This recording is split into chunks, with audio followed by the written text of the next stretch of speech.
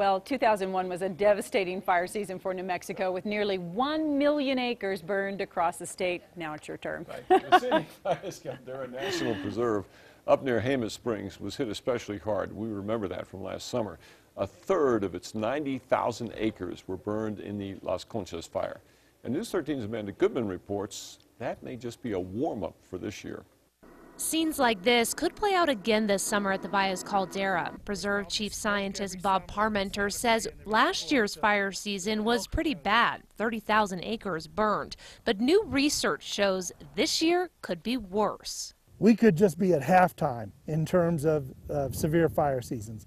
Parmenter says a graduate student from Arizona doing research on the history of fires at the Valles Caldera discovered an interesting pattern. She found that during a 300-year span, there were 22 occasions when all of the preserve burned. Those fires happened in a 2-year period following 1 year of average precipitation and 2 years of drought.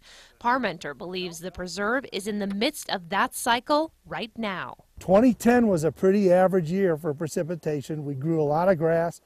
2011 was a severe drought, and we had the Las Conchas fire in the spring. We now have a second La Nina set up, just like last year. That means 60,000 acres are at risk. Even before the research was complete, the preserve was working on thinning projects. Our objective is to, number one, reduce the potential for fire to burn through here as a crown fire and to kill all the trees.